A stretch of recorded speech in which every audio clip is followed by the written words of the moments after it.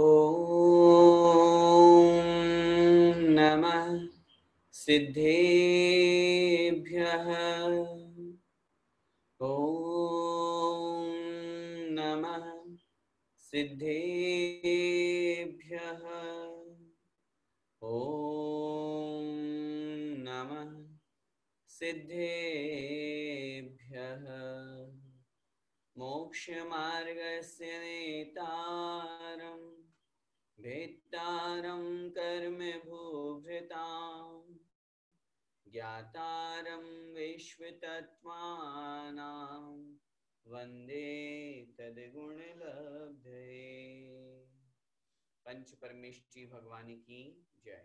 द्वादशांग जिनवाणी माता की जय। चारित्र चक्रवर्ती 108 शांति सागर जी मुनि महाराज की जय। आचार्य भगवान श्री उमा स्वामी मुनि महाराज की जय।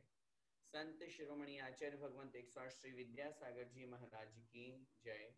परम पूज्य गुरुदेव निर्यापक श्रवण मुनि पुंगव श्री सुधा सागर जी महाराज की जय।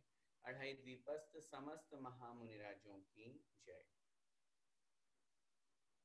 आचार्य भगवान उमा स्वामी द्वारा विरचित श्री तत्वार्थ सूत्र जी ग्रंथादिराज का हम स्वाध्याय कर रहे हैं, जिसमें दूसरा अध्याय हमारा चल रहा है।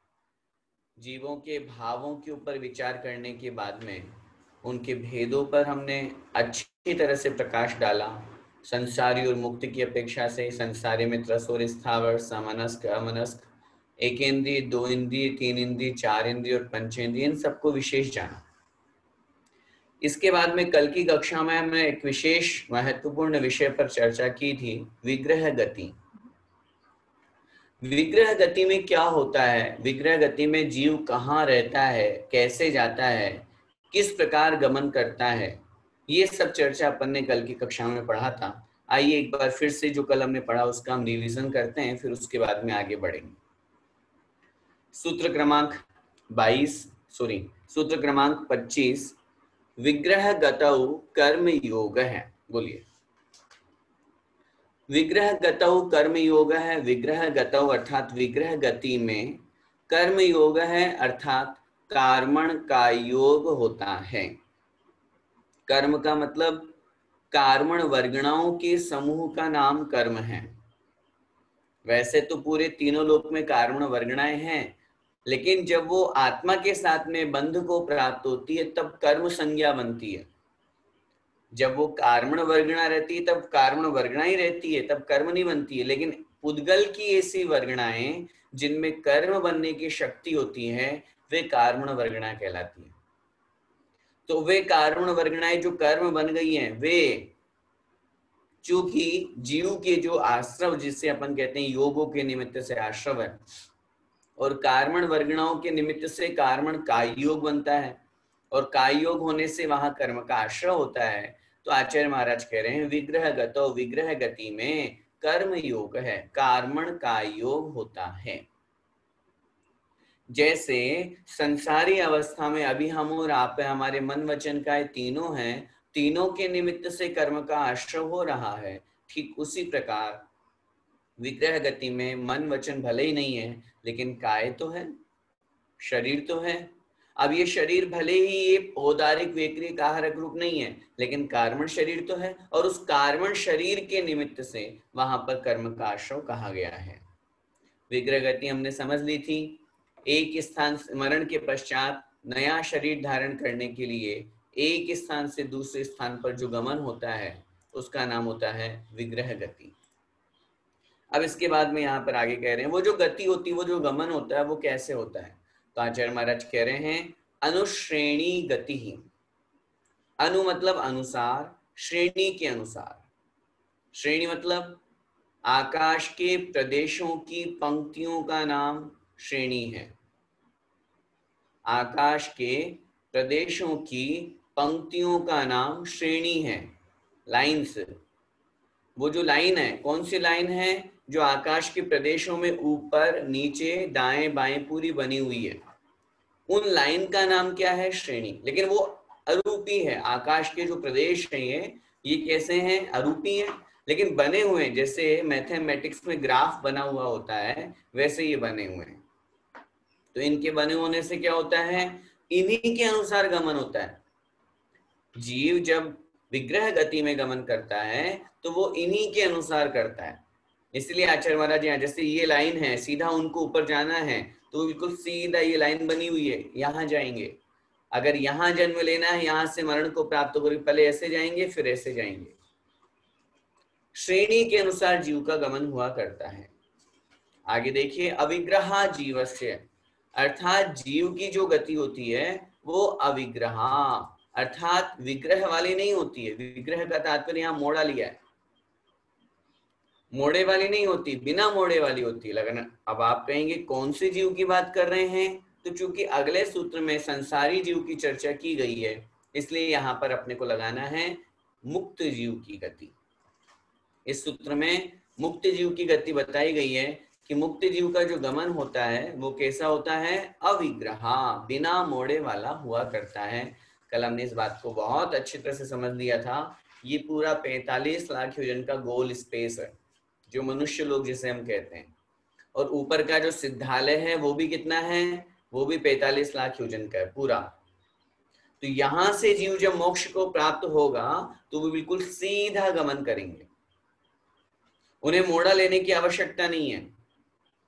क्यों, जहां भी स्थित है, जहां उन्होंने अंतिम समय अपना जो बिताया केवल ज्ञान प्राप्त करने के बाद में 14वें गुण स्थान में, जहां भी, चाहे वो शम्य शिखर जी हो, चाहे कोई तीर्थ क्षेत्र हो, सिद्ध क्षेत्र हो, अथवा सामान्य केवली, जहां कहीं से भी मोक्ष गए हैं, जहां से भी मोक्ष जाते हैं वो सीधा ऊपर विराजमान हो जाते हैं, उन्हें मोड़ा लेने की आवश्यकता नहीं होती।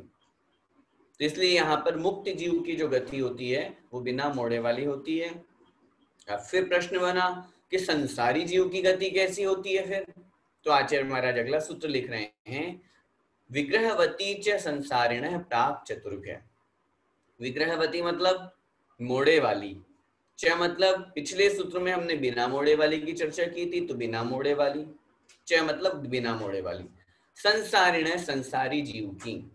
संसारी जीव की जो गति है वो दोनों तरह की होती है, मोड़े वाली भी होती है और बिना मोड़े वाली भी होती है। अगर कोई संसारी जीव संसारी अवस्था में ही मरण को प्राप्त होकर के और उसी पंक्ति में ऊपर की तरफ जन्म ले रहा हो या उसी पंक्ति में नीचे की तरफ जन्म ले रहा हो, उसी पंक्ति में दाएं तरफ जन्म ले रहा हो या बाएं, उसी पंक्ति में उसी लाइन में, तो उन्हें मोड़ लेने की आवश्यकता ही नहीं है।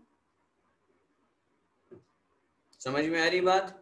और अगर एक भी प्रदेश भिन्न हो गया, एक भी इंच दूसरी जगह जन्म लेना है, मोटे रूप में इंच मैंने आपको उदाहरण की दृष्टि से समझाया है, अगर एक भी इंच बगल में सीधा लंबा जाकर के जन्म लेना है तो फिर एक मोड़ा लेना पड़ेगा, और अंदर गहराई में जन्म लेना है तो 2 मोड़े लेने पड़ेंगे, और फिर उसके बाद में निष्कुट क्षेत्र से विपरीत निष्कुट क्षेत्र में जाएंगे तो 3 मोड़े बनेंगे मैक्सिमम, अधिकतम। आचार्य ने लिखा है प्राप्त चतुर्भ्य है, 4 से पहले पहले तक, मतलब 3 मोड़े तक जीव संसारी अवस्था में मोड़े ले सकता है।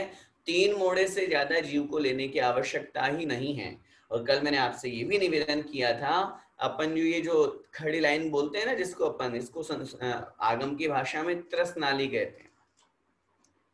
ये त्रस नाली 1 राजू लंबी, 1 राजू चौड़ी और कुछ कम 13 राजू ऊंची है। इसके अंदर अगर जन्म लेना है तो 2 मोड़े में ही मैक्सिमम में काम हो जाएगा। समझ में आ रही बात। क्यों 2 मोड़े, क्यों भाई, कोई भी जीव अंदर गहरा, आप अपने माइंड में ये इमेजिन कीजिए कि हम जिस लोक की बात कर रहे हैं, 3 लोक की बात कर रहे हैं, संसार की बात कर रहे हैं, तो वहां तो अपने को सामने फ्रंट दिख रहा है, अंदर गहरा भी तो है। जैसे आपके घर की अगर फोटो ली जाए सामने से तो सामने सामने ही आएगा। एक उदाहरण समझिए, नीचे एक रूम बना हुआ है आपका घर, फ्रंट से सामने से फोटो ली हमने, और एक लेफ्ट हैंड की तरफ दूसरा रूम बना हुआ है, तो एक और यहाँ पर एक मोड़ा लेकर के जीव पहुंच गया। सीधा अगर पहुंचना है, अंदर गहरा कितना है आपका घर, उस गहराई में अंदर जाना है, अंदर और एक रूम है, गहराई में जाना है तो 2 मोड़ लेने पड़ेंगे ना। पहले सीधा गया, फिर ऐसा गया, फिर उस अंदर गहराई में गया वो जीव। तो ऐसे ही लोग जो वो 7 राजू अंदर गहरा भी तो है, तो उस गहराई के हिसाब से उसको 2 मोड़े। और जब विपरीत निष्कुट क्षेत्र से विपरीत निष्कुट क्षेत्र की बात करेंगे, तब उस स्थिति में क्योंकि उसको सीधा जा नहीं सकता, पहले वो अंदर आएगा, लोक के अंदर आएगा, क्योंकि सीधा जाने में तो लोक है ही नहीं ना। जो मध्य लोक का स्थान जहां अपन जो कमर का भाग जिसको अपन कहते हैं, तो वहां तो अवस्था जो वो कटी हुई है, ऐसे और ऐसे है। तो अब ऐसे अवस्था में यहां और यहां तो सीधा जा नहीं सकता, लोक के बाहर थोड़ी निकलेगा जीव, लोक के अंदर से तो जाएगा, लोक के बाहर तो अलोक है, अलोक में एक भी जीव नहीं है। तो ऐसी स्थिति में ये तीन मोड़े बन जाया करते हैं। कुछ लोगों का प्रश्न था कि तीन मोड़ों को आप फिर से समझा दीजिए। आप इसको इसी तरह बहुत अच्छी तरह समझिए कि तीन मोड़े ऐसे ही बनेंगे। तीन मोड़े सिर्फ निगोदिया जीव से निगोदिया जीव में बनेंगे, ये भी अच्छी तरह से समझिएगा। निष्कुट क्षेत्र में निगोदिया जीवों का निवास है, और अगर वो विपरीत निष्कुट क्षेत्र में जन्म लेते हैं, तब उस स्थिति में उनके यहाँ पर ये दो अवस्थाएं ये तीन मोड़े रूप अवस्था बनती है। अब प्रश्न एक बनता है हमारा, ये जो मोड़े ले रहे हैं या जीव जो जा रहा है, उसमें उसको कितना समय लग रहा है? तो आचार्य महाराज अगला सूत्र कह रहे हैं, देखिए जरा। आज से जो अपन अपनी कक्षा आगे बढ़ा रहे हैं, उसमें सूत्र क्रमांक 29, एक समया, बोलिए, एक समया विग्रहा, एक समया विग्रहा। संधि विच्छेद अलग अलग करेंगे शब्दों को। एक समय अविग्रहा, है ना, समया में से अ निकल जाएगा, समय अविग्रहा। एक समय, एक समय लगता है, किसमें लगता है? अविग्रहा, बिना मोड़े वाली गति में। अविग्रह पहले पढ़ के आए ना, विग्रह माने मोड़े वाली, और अविग्रह मतलब बिना मोड़े वाली। तो जो बिना मोड़े वाली गति है, उसमें कितना समय लगा? उसमें एक समय लगता है। क्या मतलब हुआ? देखिए इधर,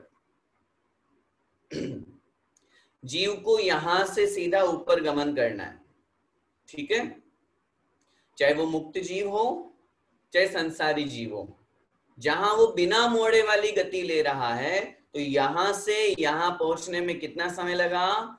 केवल एक समय। ये एक समय कितना होता है? लिखिए अपनी कॉपी में, एक मिनट में कितने सेकंड होते हैं? 60 सेकंड, है ना। एक मिनट में 60 सेकंड। एक सेकंड में, एक सेकंड बराबर असंख्यात आवली। एक सेकंड बराबर असंख्यात आवली। हाँ, पहले भी हमने इसकी चर्चा की थी, लिखवा दिया था, फिर भी और अभी समय की चर्चा ही है तो आप समझ लीजिए। एक सेकंड बराबर असंख्यात आवली, और एक आवली बराबर असंख्यात समय। एक आवली बराबर असंख्यात समय, ठीक है, समझ में आया? अब ये जो, अब एक समय सोचिए, अपने माइंड में थोड़ी सी देर के लिए इमेजिन कीजिए कि एक समय कितना छोटा है। काल द्रव्य की सबसे छोटी इकाई का नाम है समय। ये कितना छोटा है, मतलब अपन तो एक सेकंड को भी बहुत कम पकड़ पाते हैं। अपन बोल रहे हैं और अपन ने बोला ये, और इतने में तो एक सेकंड हो गया। उसमें तो असंख्यात आवली और असंख्यात समय निकल गए। एक समय सबसे छोटी इकाई, और एक समय कितनी जल्दी हो जाता है। हमारे जैनाचार्यों ने उस एक एक समय को पकड़ा है, उस एक एक समय की व्याख्या की है। काल द्रव्य व्यर्थ नहीं है, ये समय व्यर्थ नहीं है, एक एक समय की कीमत है। हम घंटों घंटों व्हाट्सएप पे, फेसबुक पे फालतू की बातें करने में, गपशप करने में, उल्टे सीधे काम करने में, कुछ भी करने में हम घंटों घंटों बिता देते हैं, व्यर्थ गंवा देते हैं। सोचिए एक समय की कितनी कीमत है। एक समय में तो जीव सिद्ध बन रहे हैं, मुक्त अवस्था को प्राप्त हो रहे हैं, सर्वार्थ सिद्धि में पहुंच रहे हैं। मैंने पहले भी निवेदन किया था, एक समय की कीमत उस सर्वार्थ सिद्धि के देव से पूछिए, और जिसको एक समय कम 33 सागर मिला है, वो सर्वार्थ सिद्धि में नहीं पहुंचा, एक भवावतारी नहीं है वो। जो सर्वार्थ सिद्धि का देव एक भावावतारी है, उनकी आयु है 33 सागर फिक्स। आचार्य लिखा अगर एक समय कम 33 सागर है तो वह सर्वार्थ सिद्धि में पैदा नहीं होंगे, वो विजय, वैजयंत, जयंत और अपराजित में पैदा हो जाएंगे, और उनके लिए एक भावावतारी का नियम नहीं बनेगा, उनके लिए मैक्सिमम 2 भावावतारी का नियम। सोचिए कितनी बड़ी महिमा है एक समय की। खैर, तो कुल मिलाकर के अविग्रह बिना मोड़े वाली जो गति होती है, अब उसमें समझिए, अगर कोई, ध्यान से सुनिएगा, अगर कोई ये एक राजू, माना कि ये मेरी अंगुली ना, अपन 3 पोरे होते हैं उसमें, मोटे रूप में मान लो 3 राजू है ना, उदाहरण स्वरूप, अगर कोई बिना मोड़े वाली गति यहां से यहां एक पोर में कर रहा है, एक राजू ही उसको गमन करना है केवल, तो भी एक ही समय लगेगा। और यहां से यहां पूरा ऊपर 7 राजू पहुंच रहा है मनुष्य लोक से सिद्ध अवस्था तक, बिना मोड़े वाला है, तो भी एक समय लगेगा। अगर वो एक प्रदेश मात्र भिन्न हो रहा है, इधर से उठ करके सिर्फ इधर पहुंचा है, मोड़ा नहीं लिया, लाइंस बनी हुई ना, ग्राफ की लाइन समझिए, उन ग्राफ की लाइन में एक लाइन से दूसरी लाइन में आया है, तो भी एक समय लगेगा।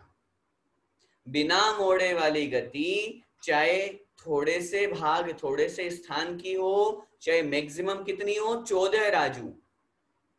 कल प्रश्न किया था ना कि पुद्गल और जीव दोनों की गति का वर्णन है, सामान्य रूप से जीव की गति का वर्णन है, लेकिन पुद्गल में भी जो अणु हैं, शुद्ध द्रव्य हैं, उसकी गति का भी वर्णन यहाँ पर अपन को समझना चाहिए, वो भी वर्णन यहाँ पर अविग्रह बिना मोड़े वाली में लिया गया है।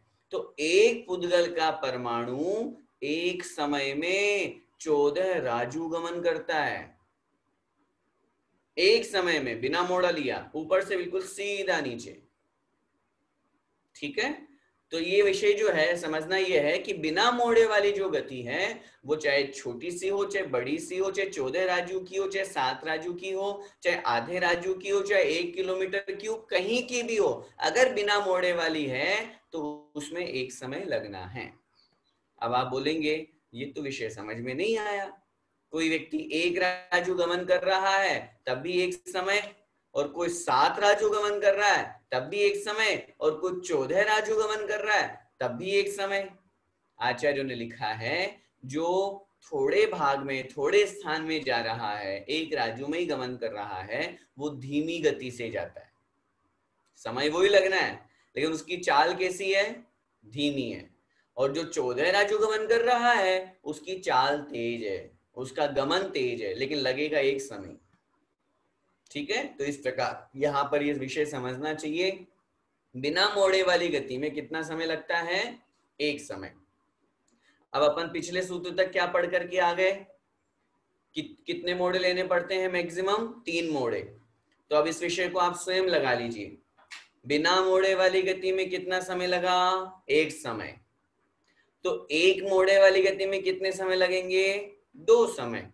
एक तो बिना मोड़े वाली में, और एक मोड़ उसने ले लिया उधर से उधर तक, तो 2 समय हो गए। जैसे उदाहरण, यहां से यहां जन्म लेना है तो यहां से यहां 1 समय, और फिर यहां से यहां 2 समय। ठीक है, तो एक मोड़े में कितने समय, 2 समय।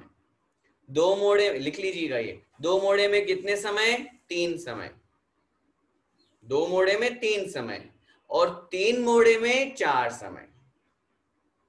चौथे समय में, 4 समय से तात्पर्य है चौथे समय में तो जीव अगली पर्याय में नियम से जन्म ले ही लेता है। और वो भी किसके लिए बनती है ये चार समय वाली व्यवस्था, मात्र निष्कुट क्षेत्र से विपरीत निष्कुट क्षेत्र में जाने वाले उस निगोरिया जीव की अपेक्षा से। अपन की जो त्रैश जीव की अपन व्याख्या करते हैं वो तो 2 मोड़े में ही काम हो गया और 3 समय में काम हो गया, तीसरे समय में तो वो जीव अगली पर्याय में पहुंच गया। 3 समय भी पूरे नहीं किए और तीसरे समय में तो वो जीव जहां उसको जहां जन्म लेना है, चाहे नरक में, चाहे स्वर्ग में, चाहे तिर्यंच में, चाहे मनुष्य में, मक्खी मच्छर घोड़ा पर किसी भी पर्याय में जन्म लेना है, देव पर्याय में जन्म लेना है, देवी बनना है, देव बनना है, भवनवासी बनकर कुछ भी बनना है, 3 समय के अंदर का खेल है। तीसरे समय में तो वो जीव वहां पर पहुंच जाता है। ये आगम की एक महत्वपूर्ण व्याख्या अपन को समझनी चाहिए, और इस व्याख्या को समझ करके कल मैंने आपसे निवेदन किया था, किसी का मरण हो जाने पर हम लोग बड़े परेशान होते हैं, दुखी होते हैं, डॉक्टर के पास जैसे किसी का मरण कि अपन को लगा इनकी तबीयत खराब है और अपन क्या करते हैं, सीधे डॉक्टर के पास में ले जाते हैं। और जैसे डॉक्टर के पास में पहुंचे, डॉक्टर ने कहा इनकी तो मृत्यु हो गई। अब मृत्यु कब हो गई अपन को तो पता ही नहीं है। जब घर से निकले थे तब थोड़े बहुत अंग प्रत्यंग हिल रहे थे, लग रहा था कि अभी श्वास है, और 5 मिनट का रास्ता डॉक्टर के साहब के पहुंचने का था या उनको आने का था, उनको बुलाया, उतने में पता नहीं कब प्राण निकल गए।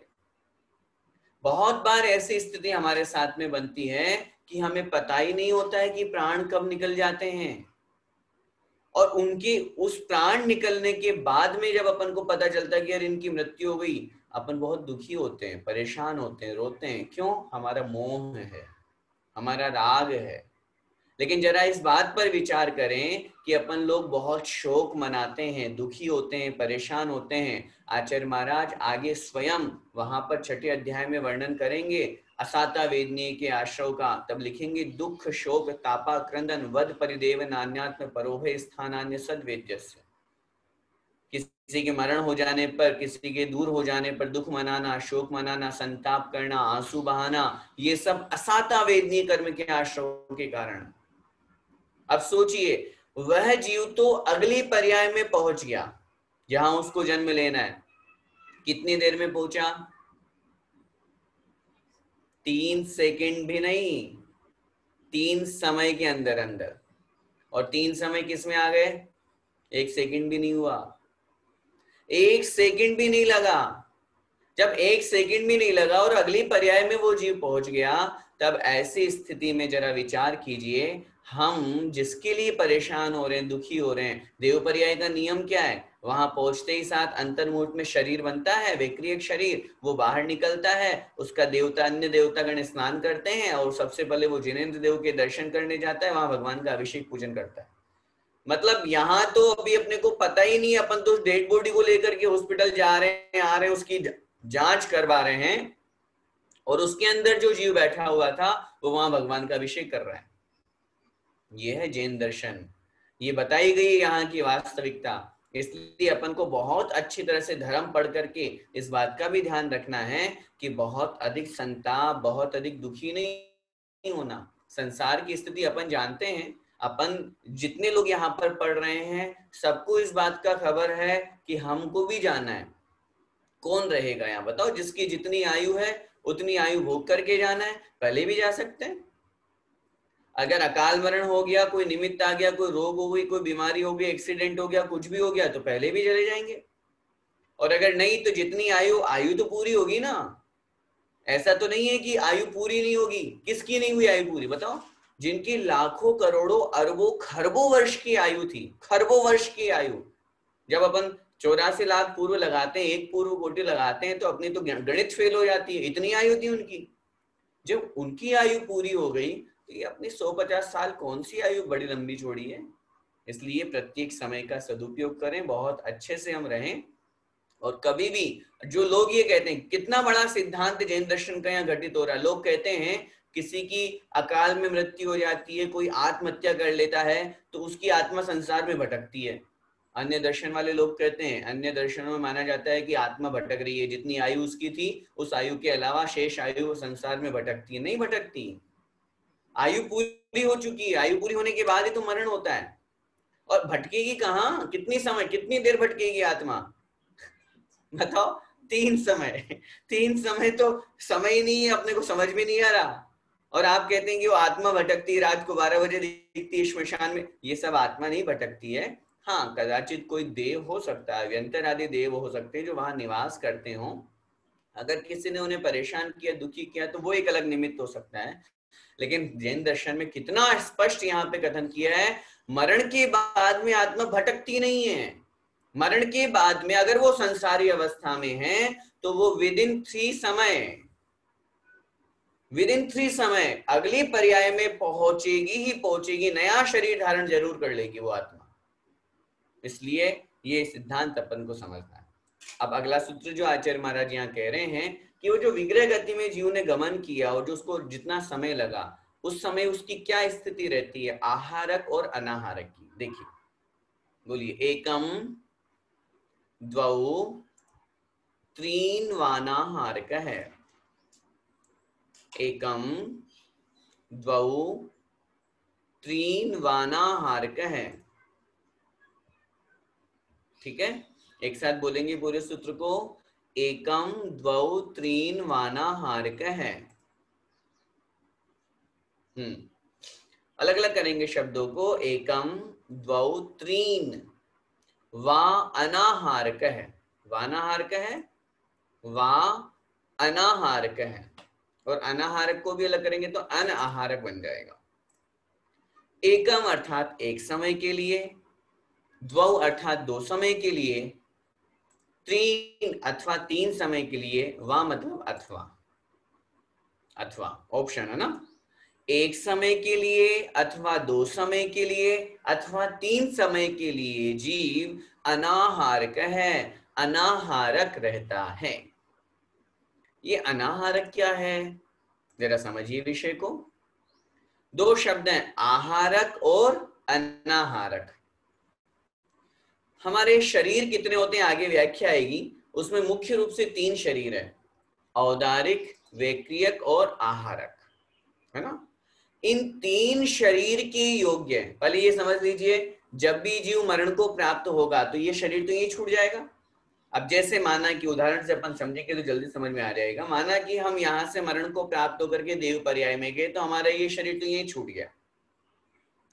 अभी हम जा रहे हैं, आत्मा के साथ में सिर्फ कार्बन शरीर है और तेजस शरीर भी है। तेजस शरीर का योग नहीं बनता, तो तेजस और कार्बन दो शरीर है। अब जीव जब देव पर्याय में पहुंचा तो अभी विग्रह गति में तो उसके पास में कोई भी शरीर नहीं है, लेकिन जैसे ही वो वहां पर जहां उसका जन्म होना है उस जन्म स्थान पर पहुंचेगा, तो जन्म स्थान पर पहुंचते ही साथ वो जिस शरीर को बनना है, माना कि देव नरक में गया तो वैक्रिक शरीर का बनना है उसका, मनुष्य तिर्यंच में आए तो औदारिक शरीर उसका बनना है। इसकी व्याख्या अपन आगे बढ़ेंगे, अभी समझ लीजिए। तो वहां जैसे ही पहुंचा और पहुंचते ही साथ में आसपास में जो उसकी पुद्गल वर्गणाएं थी शरीर को बनाने वाली, वो पुद्गल वर्गणाओं को ग्रहण करना शुरू कर देता है। जिन नौकर्म वर्गण, उनको क्या नाम दिया आचार्यों ने, नौकर्म वर्गणाएं। नौकर्म वर्गणाएं बोले या आहार वर्गणा बोले, एक ही बात है। जो 5 प्रकार की वर्गणाएं हमारे काम आती है, हमने पहले विषय बताया था आपको, उसमें लिखवाया था ना, आहार वर्गणा। आहार वर्गणा कहें या नौकर्म वर्गणा, जिससे हमारा शरीर बनता है। ठीक है, तो क्या हुआ, वो जीव जैसे ही वहां पहुंचा, वहां पहुंचते ही साथ उसने अपने शरीर के योग्य वर्गणाओं को ग्रहण करना शुरू कर दिया। तो जो वर्गणाओं को ग्रहण करना शुरू करना होता है उसी का नाम क्या है, आहारक। आहार ग्रहण करना, ठीक है ना। यहाँ आहार वाला आहार भोजन वाला आहार नहीं है, कहीं आप मुनि महाराज के आहार की बात समझ ले, वो नहीं है। आहार का मतलब क्या है, शरीर के, लिख लीजिए, शरीर के योग्य पुद्गल वर्गणाओं का नाम आहार है, और उनको ग्रहण करने वाला कौन है, आहारक। और जो इनको ग्रहण नहीं करता है वो कौन कहलाता है, अनाहारक। जिसने अपने 3 शरीर के योग्य, शरीर 3 नहीं बनेंगे उनके, शरीर तो उनको जो मिलना है, औदारिक मिलना है या वैक्रियक मिलना है या आहारक मिलना है, 3 में से एक ही तो शरीर मिलेंगे। आहारक शरीर भी मुनि अवस्था में उनके बनता है, जो मुनि महाराज होते हैं, जो छठे गुण स्थानवर्ती आहारक रिद्धिधारी मुनि महाराज है, उनकी अपेक्षा से कथन है। अभी क्या समझना है अपन को, ये समझना है मरण के बाद में विग्रह गति में जीव, प्रश्न बना कितने समय के लिए अनाहारक रहता है। अनाहारक का मतलब जब वो अपने शरीर के योग्य वर्गणाओं को ग्रहण नहीं करता। तो आचार्य महाराज कह रहे हैं एक समय के लिए भी हो सकता है, 2 समय के लिए भी हो सकता है, अथवा 3 समय के लिए भी हो सकता है। 4 समय के लिए कोई अनाहारक नहीं रहता। अब इसको विषय को समझिए। बिना मोड़े वाली गति, जरा ध्यान से समझिएगा, बिना मोड़े वाली गति में क्या हुआ है, क्या हुआ बताइए। जैसे उदाहरण से समझें, जैसे यहां पर उदाहरण 3:16 सेकंड पर किसी जीव का मरण हुआ। उदाहरण समझिएगा, अपन यहां पर सेकंड को समय मान रहे हैं, है ना, सेकंड को क्या मान रहे हैं, समय मान के चल रहे हैं। 3:15 के 16वें सेकंड पर मरण हुआ। और उस जीव की गति कौन सी है? बिना मोड़े वाली है। एक एक को उदाहरण से समझेंगे। बिना मोड़े वाली गति है, तो बिना मोड़े वाली गति में कितना समय लगा? 1 समय लगा। तो 16वें सेकंड में मरण हुआ और 17वें सेकंड में वो पहुंच गया। सेकंड को समय मानना यहां, है ना? तो अब 16 और 17 के बीच में कोई गैप है क्या? नहीं है। गैप पूछ रहा हूं मैं, गैप। 16 और 17 के बीच में कोई गैप है क्या? नहीं है ना। गैप कहां है? 16 खत्म हुआ और 17वां 16 में पहुंचा, 16 में मरण हुआ और 17वें में पहुंच गया। तो इसके बीच में उसको समय कितना लगा? 1 समय लगा। लेकिन बीच में गैप तो नहीं आया। और अभी अपन क्या पढ़ करके आए हैं? एक समय वाली जो गति है, बिना मोड़े वाली गति, उसमें क्या लिखा हुआ है? ये वहां उसकी अनाहारक अवस्था नहीं बनती। क्यों नहीं बनती? अब वो समझिए भाई। 16वें समय में तो यहां मरण हुआ, तो यहां तो उसके पास शरीर था। विषय समझिए।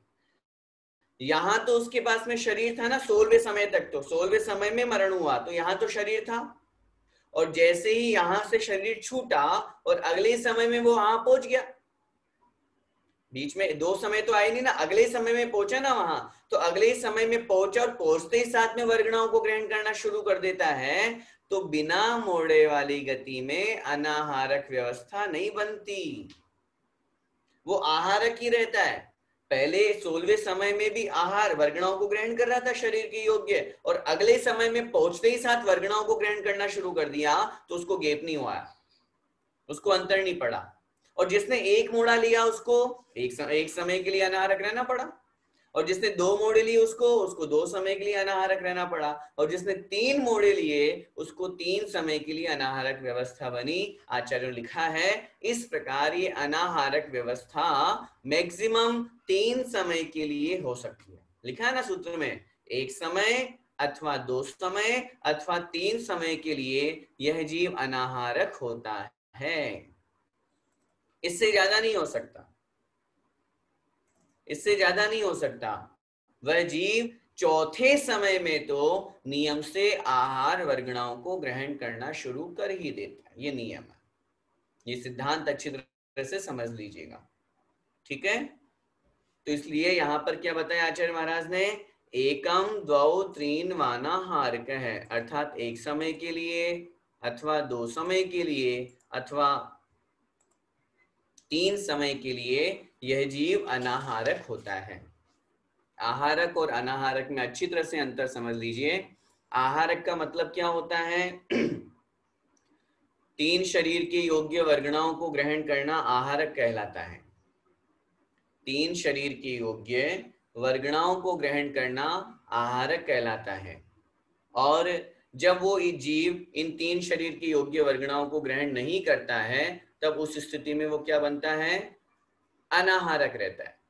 विग्रह गति में वह जीव अनाहारक कितने समय के लिए रह सकता है, इसकी अगर अपन व्याख्या करेंगे, समझेंगे इसकी व्याख्या, तो आचार्य महाराज कह रहे हैं 1 समय के लिए अथवा 2 समय के लिए अथवा 3 समय के लिए मैक्सिमम यह जीव अनाहारक रह सकता है। चौथे समय में तो वो जीव अगले स्थान पर पहुंच करके और अपने शरीर की योग्य वर्गणाओं को ग्रहण करना प्रारंभ कर ही देता है। ठीक है, चलिए।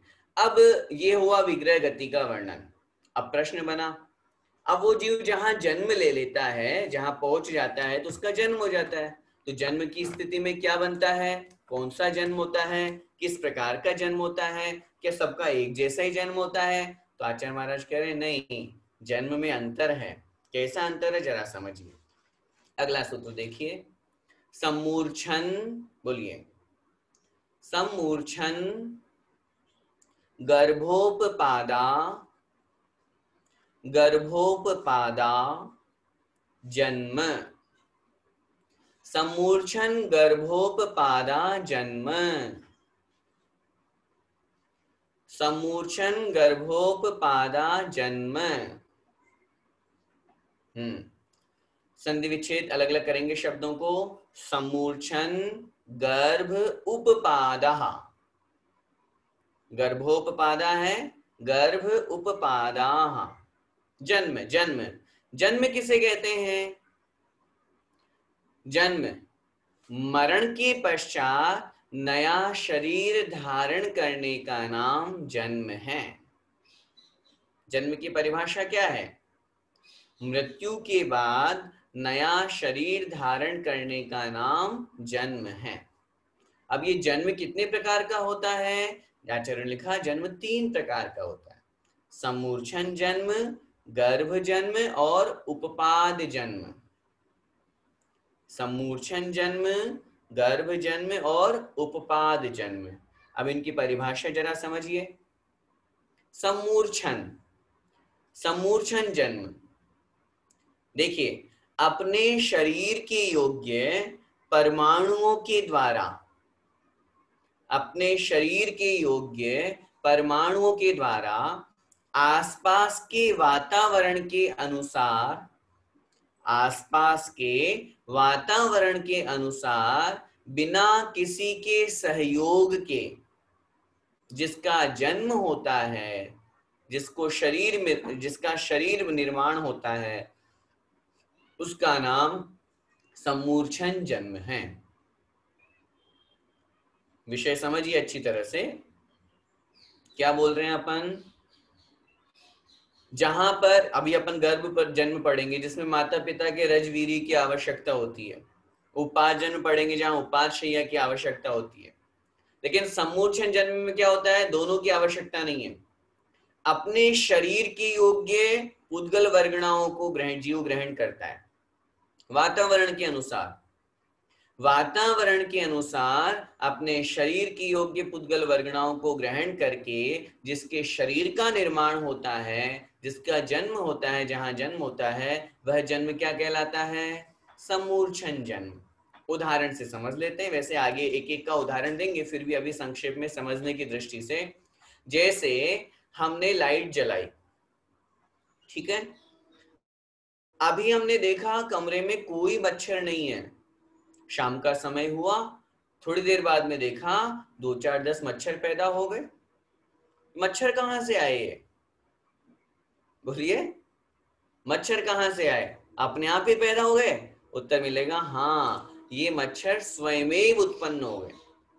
स्वयं उत्पन्न होने का मतलब जो हम जहां रह रहे हैं वहां की गंदगी के अनुसार, वहां के वातावरण के अनुसार वे जीव अपने आप जन्म ले लेते हैं। बारिश के दिनों में अक्सर अपन देखते हैं विशेष रूप से कि अभी कोई मच्छर नहीं है, लेकिन लाइट जैसे जलाएंगे थोड़ी देर बाद में 2 4 10 मच्छर उसके आसपास घूमने लगेंगे। ये क्या है? ये समूर्छन जीव है। अपन देखते हैं गंदगी पड़ी हुई है, बहुत दिन हो गए, अब 1 दिन 2 दिन हो गए, गंदगी पड़ी है, थोड़ी दिन बाद देखेंगे वहां मक्खी मच्छरों का ढेर लग जाएगा। ये क्या है? ये समूर्छन जीव है। आप यहाँ पे शक्कर फैला दीजिए, मीठा पानी फैला दीजिए, कोई फ्रूट्स वगैरह आप यूज कर रहे हैं या फिर मीठा दूध है उसका एक बूंद डाल दीजिए, थोड़ी देर बाद में वहां चींटियां इकट्ठी हो जाएंगी। ये कहां से आई चींटियां? किसी ने पैदा थोड़ी ना की, कहीं से आई है? कोई बिल बना हुआ है इनका? नहीं, ये अपने आप वातावरण के अनुसार अपने आप जन्म ले लेती है। ये क्या कहलाते हैं? ये समूर्छन जीव कहलाते हैं। समझ में आ रही बात? आज आगे आचार्य महाराज स्वयं लिखेंगे तब भी अपन समझेंगे। एकेंद्रिय से लेकर के 4 इंद्रिय तक के जीव सब समूर्छन होते हैं, कोई पैदा नहीं करता इनको, अपने आप ही वातावरण के अनुसार। अच्छा, जीव है, आत्मा है, वातावरण देखा, यहाँ जन्म होना, वहां जीव का जन्म हो जाता है, वहां शरीर बन जाता है इनका। तो ऐसे जो जीव होते हैं उनका कौन सा जन्म कहलाता है? उनका जन्म होता है समूर्छन जन्म, याद रखिएगा। दूसरा जन्म कौन सा है? गर्भ जन्म। स्त्री के उदर में रज और वीर्य के मिलने से, स्त्री के शरीर में रज और वीर्य के मिलने से जो शरीर की उत्पत्ति होती है, उसके माध्यम से जिसका जन्म होता है उसे गर्भ जन्म कहते हैं। सामान्य रूप से जैसे मनुष्यों में देखी जाती है प्रक्रिया, तिर्यंचों में देखी जाती है, गाय बैल आदि पशुओं में, या अंडे आदि देने वाले में, पक्षियों में, आगे पढ़ेंगे, इसकी भी डिटेल आएगी सबकी। तो क्या हुआ? स्त्री के उदर में जहां स्त्री का रज और पुरुष का वीर्य, उन दोनों के मिक्सअप होने पर, उन दोनों के मिलने पर जहां शरीर की रचना होती है, उस शरीर के माध्यम से जिनका जन्म होता है वे जीव कहलाते हैं गर्भ जन्म वाले जीव। उनका जन्म कौन सा माना जाएगा? गर्भ से जन्म माना जाएगा, गर्भ जन्म। और फिर तीसरा है उपपाद जन्म, देवों और नारकियों के माता पिता के रजवीर्य के बिना। गर्भ जन्म में तो दोनों की आवश्यकता थी, दोनों के निमित्त से हुआ, लेकिन नरक और देव पर्याय में ऐसी व्यवस्था नहीं है। रज और वीर्य के बिना जहां पर एक निश्चित स्थान पर उपपाद शैया के माध्यम से उन देवों और नारकियों का जन्म होता है, शरीर बनता है, उसे कहते हैं हम उपपाद जन्म। उपपाद जन्म ऐसा समझना चाहिए। किसके माध्यम से? उपपाद शैया के माध्यम से। ये उपपाद शैया क्या होती है? ये निश्चित होती हैं। प्रत्येक स्वर्ग में, प्रत्येक नरक में, एक मोटे रूप में मान लीजिए थोड़े से उदाहरण की दृष्टि से, स्वर्गों में एक पेटी संदूक होता है ना, बॉक्स, उसकी जैसी होती है ये। तो जैसे ही जीव वहां पर पहुंचा, अंतर मुहूर्त में उस उपपाद शैया में, उस संदूक में, पेटी में उसका शरीर बन जाता है पूरा का पूरा, और ढक्कन खुलता है और वो जीव बाहर आता है। और नरक में इसकी उल्टी व्यवस्था है, वहां पर ऊंट के मुख वाली, सूकर के मुख वाली, पशुओं के मुख वाली उपपाद शैयाएं बनी हुई है वैसी। वहां जीव पहुंचता है, अंतर्मूर्त में अपना शरीर बनाता है, शरीर की रचना हो जाती है, उसका ढक्कन नीचे की तरफ खुलता है, और जैसे ही शरीर बना वो जीव सीधा जाकर के और अपने बिल में जाकर के धड़ाम से गिर पड़ता है। ये व्यवस्था नरकों में। तो ये जो जन्म हुआ, ये कौन सा जन्म कहलाया? उपपाद जन्म। इसमें माता पिता के रजवीरी की आवश्यकता नहीं बनी, यहाँ पे कोई सम्मूर्छन वातावरण के अनुसार जन्म नहीं हुआ, ये एक निश्चित स्थान पर जन्म होता है उपपाद शैयाओं के माध्यम से। देव और नारकियों की यहाँ ही ये व्यवस्था है, अन्य के यहाँ नहीं है। ये जन्म कहलाता है उपपाद जन्म। तो इस प्रकार ये 3 प्रकार का जन्म यहाँ पर सम्मूर्छन जन्म, गर्भ जन्म और उपपाद जन्म हुआ। ये जन्म के 3 प्रकार। पूरे तीनों लोकों में जितने प्राणी हैं वो इन 3 प्रकार में से कोई एक प्रकार से जन्म लेते हैं। जैसे अभी अपन मनुष्य और तिर्यंच है, अपना कौन सा जन्म होता है? नहीं, अपन तिर्यंच नहीं है, अपन तो मनुष्य ही है। मनुष्य और बोलने में आ गया कि अपन मनुष्य और तिर्यंच है। अपन मनुष्य हैं, तो मनुष्यों का और तिर्यंचों का कौन सा जन्म होता है? गर्भ जन्म। लेकिन सब तिर्यंचों का नहीं लगाएंगे, क्योंकि 1 इंद्रिय से 4 इंद्रिय तक में सम्मूर्छन जा रहे हैं। तो मोटे रूप में जो पंचेंद्रिय है, सेनी है, गाय बैल भैंस आदि जितने भी हैं, बकरी आदि, घोड़ा आदि, पक्षी जितने भी हैं, इनका सबका गर्भ जन्म होता है। गर्भ जन्म भी 3 प्रकार का होता है, आगे पढ़ेंगे। देव और नारकियों का कौन सा जन्म होता है? तो आचरण लिखा उपपाद जन्म होता है। और इनके अलावा जितने भी प्राणी संसार में, सबका सम्मूर्छन जन्म होता है। तो इस प्रकार तीनों लोकों के प्राणियों का 3 तरह से जन्म होता है, गर्भ जन्म, उपपाद जन्म और सम्मूर्छन जन्म। अब ये तो हुई जन्म की व्यवस्था। अब फिर प्रश्न बना, ये जो जन्म आपने 3 प्रकार के बताए हैं, तो क्या जन्म स्थान के भी भेद होते हैं? जहां पर जीव पहुंच करके जन्म लेता है उस स्थान को कहते हैं योनि। जन्म स्थान का नाम योनि है। अगली पर्याय धारण करने के लिए जीव जिस स्थान पर पहुंच करके जन्म लेता है उस स्थान विशेष को क्या कहते हैं? योनि कहते हैं। ठीक है। अब वो योनि कितने प्रकार की होती है? आचार्य महाराज कह रहे हैं योनि 9 प्रकार की होती है। इस अगले सूत्र में 9 प्रकार की योनि के बारे में समझाया है। और डिटेल करते हैं तो अपन लोगों ने पढ़ा है और सुना भी है, इन्हीं का डिटेल करते करते 84 लाख योनियां होती है। अपन लोग पढ़ते ना, लख 84 योनि में प्रभु भटक रहा हूं मैं। तो इस प्रकार 84 लाख योनियां, योनियां मतलब जन्म स्थान, पर्याय, जहां जीव को जन्म लेना है वो कितने प्रकार का होता है। तो मोटे रूप में यहाँ 9 स्थान बता रहे हैं, उनको समझते हैं। देखिए अगला सूत्र, सचित शीत संवृता, बोलिए, सचित शीत संवृता सेतरा, सेतरा मिश्राश्चेकशस्तद्योनयः, मिश्राश्चेकशस्तद्योनयः। थोड़ा सा शब्द कठिन है, बोलिए, मिश्राश आधे शतक, चैकशस, चैकशस तद्योनयः, तद्योनयः। सचित् शीत संवृताः सेतरा मिश्राश्चेकशस्तद्योनयः। मिश्राश्चेकशस्तद्योनयः। अब इन शब्दों को थोड़ा पहले अलग अलग कर लें, फिर अर्थ समझेंगे। सचित, शीत, संवृता, तीन शब्द निकल गए। सचित योनि, शीत योनि और संवृत योनि। फिर उसके बाद लिखा सेतरा, स इतरा, स माने सहित, इतर माने विपरीत, उल्टा। इनसे उल्टा सहित, इनकी विपरीतता से युक्त, मतलब उल्टा लगाएंगे तो कौन आएगा? शीत से उल्टा, सॉरी, सचित्त से विपरीत क्या होगा?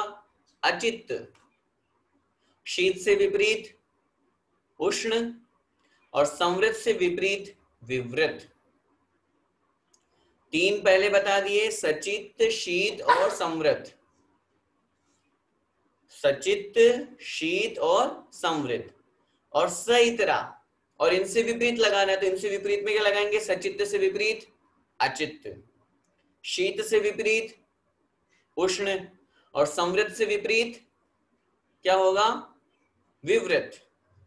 आगे कह रहे हैं मिश्राः च एकशः, मिश्राः चेकश लिखा हुआ है, मिश्राः च एकशः, मिश्राः च एकश, एकश मतलब एक एक करके, च मतलब और एक एक करके आपस में मिश्रा, मिश्रण कर दीजिए, मिला दीजिए।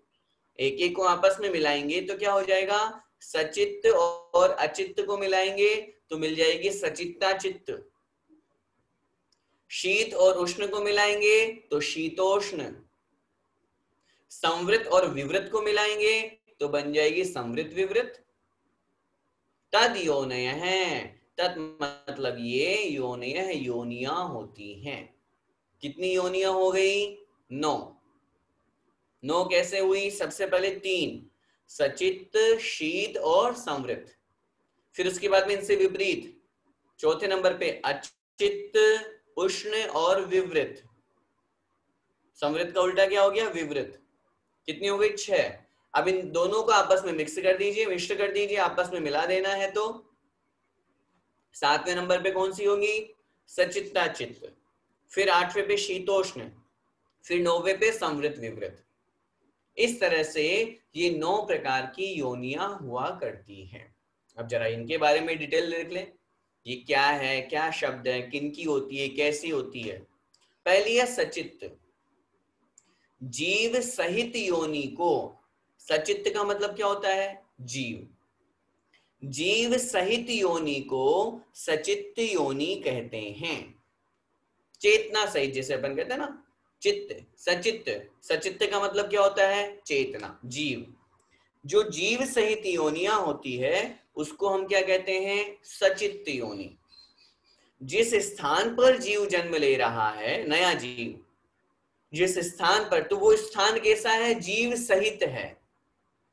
वो स्थान कैसा है? जीव सहित है। उस योनि का नाम है सचित्त योनि। दूसरा है शीत योनि। शीत माने सर्दी, ठंडक। जिस स्थान पर जीव जन्म ले रहा है उस स्थान पर शीत का जो वातावरण है वो कैसा है? ठंडा वातावरण है, उसका नाम है शीत योनि। फिर है संवृत। संवृत का मतलब क्या होता है? ढका हुआ। ढका हुआ स्थान, जहां पर, जिस ढके हुए, जो दिख नहीं रहा है, बाहर खुला हुआ नहीं है, उस ढके हुए स्थान से जहां पर जीव जन्म लेता है वह कहलाता है संवृत योनि। अब जरा इनके उदाहरण समझते हैं अपन। सबसे पहला है शीत योनि। शीत नहीं, सबसे पहली है सचित्त योनि। सचित्त योनि मतलब जीव सहित, जैसे माता का उदर, वहां जीव है कि नहीं है? है। माता का उदर स्वयं जीव रूप में है, तो वो सचित्त योनि कहलाई। शीत योनि, जैसे नरकों में शीत और उष्ण की बाधा है, या जिन प्रदेशों में हमेशा शीत का वातावरण बना रहता है, तो जहां नरकों की बात करेंगे तो 5वें नरक का 1/3 भाग और शेष 6ठा और 7वां नरक, इसमें शीत ही शीत की बाधा है। वहां जो बिल है वो कैसे? ठंडे हैं। तो वहां जो जीव जन्म लेगा वो क्या होगा, वो शीत योनि में जन्म लेगा। संवृत, संवृत का मतलब क्या होता है, ढका हुआ, ढके हुए स्थान में जहां जीव का जन्म होता है। अब जैसे पेड़ पौधे हैं, अपन क्या करते हैं, बीज को अंदर जमीन में गाड़ते हैं, तो वो स्थान ढका हुआ है। जैसे उपाधशय्याएं हैं, ये स्थान ढका हुआ है। तो यहाँ जो जीव का जन्म हुआ ये कहलाया क्या, संवृत योनि।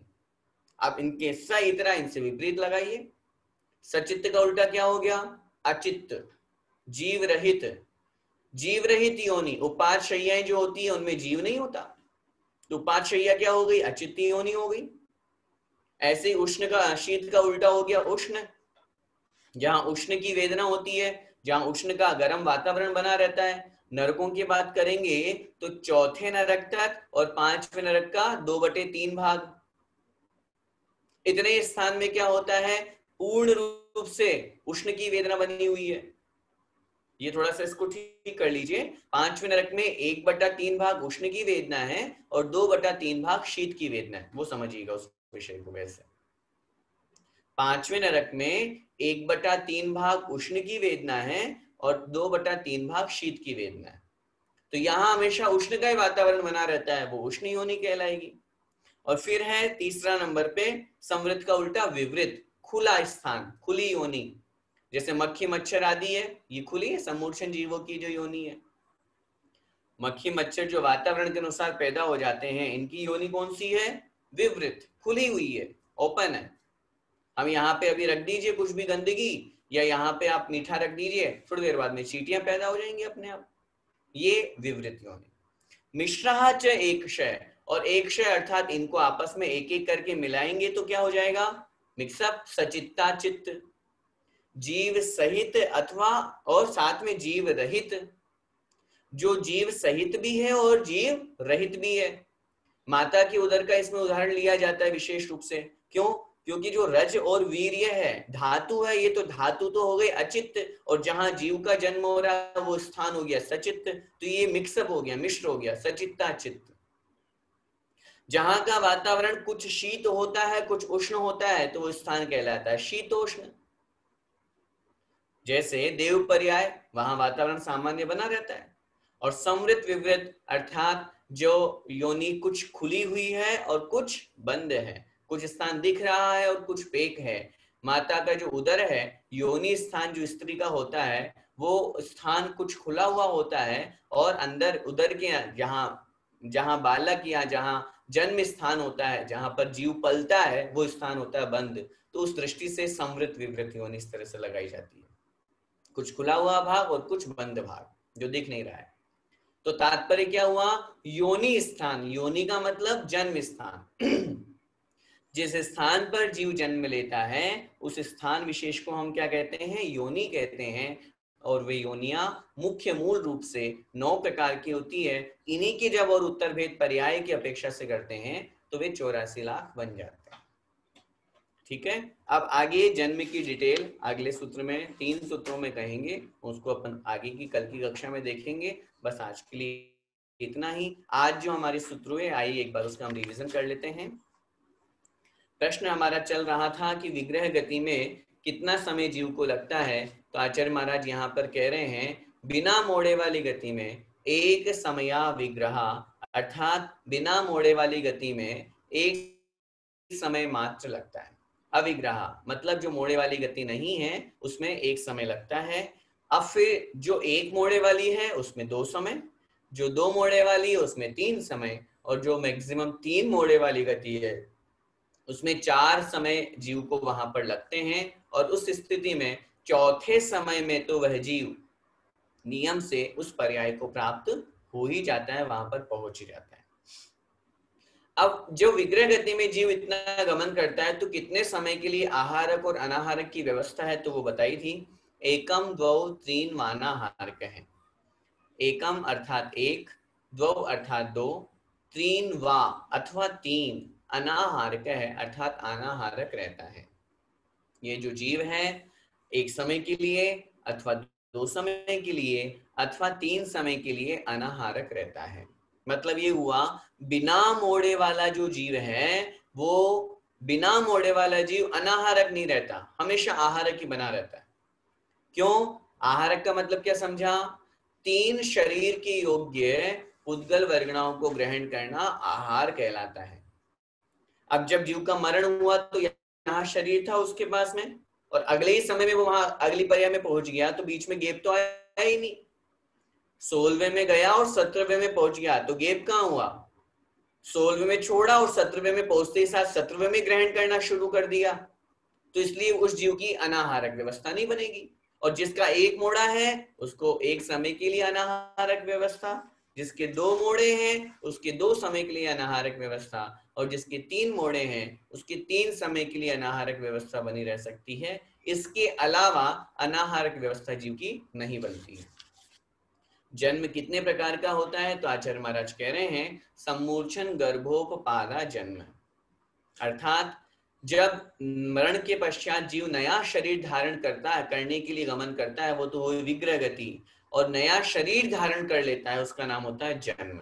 वह जन्म 3 प्रकार का होता है, गर्भ जन्म, समूर्छन जन्म, गर्भ जन्म और उपपाद जन्म। समूर्छन जन्म की परिभाषा अपन ने समझ ली थी, जहां पर बिना किसी की सहायता के वातावरण के अनुसार अपने शरीर की योग्य पुद्गल वर्गणाओं को जीव ग्रहण करके अपने शरीर की रचना करता है, उसका नाम होता है समूर्छन जन्म। गर्भ जन्म के अंतर्गत अपन को समझना चाहिए कि जहां पर जीव माता और पिता, स्त्री और पुरुष के रजवीर्य के निमित्त से, स्त्री के उदर के माध्यम से जहां पर जीव की उत्पत्ति होती है, शरीर का निर्माण होता है, उसे हम कहते हैं गर्भ जन्म। और देव और नारकियों का उपपाद शैया के निमित्त से, उपाद शैया के माध्यम से जहां जीव के शरीर का निर्माण होता है, उसका जन्म होता है, वह कहलाता है उपपाद जन्म। इसके बाद में जन्म स्थान की व्याख्या यहाँ पर आचार्य महाराज ने की थी कि जो योनिया है वो कितने प्रकार की होती है। तो आचार्य महाराज कह रहे हैं सचित्त शीत संवृतः सेतरा मिश्राश्चेक्षस्तद योने हैं। सचित योनि, शीत योनि, संवृत योनि। सैतरा इससे विपरीत लगाएंगे तो अचित योनि, उष्ण योनि, विवृत योनि। मिश्रा च और आपस में इनको मिश्रित कर देंगे तो सचित्ताचित्त, शीतोष्ण और संवृत विवृत। इस प्रकार ये 9 प्रकार की योनियां हुआ करती है। जीव सहित या जीव सहित स्थान को सचित योनि कहते हैं, ठंडक वाले स्थान को शीत योनि कहते हैं, खुले हुए स्थान को विवृत कहते हैं और ढके हुए स्थान को संवृत कहते हैं। इसी प्रकार अचित्त और उष्ण आदि भी अपने को लगा करके और 9 प्रकार की योनियों को यहाँ पर समझना चाहिए। बस आज के लिए इतना ही, शेष फिर आगे की कक्षाओं में देखेंगे। बोले द्वादशांग जिनवाणी माता की जय।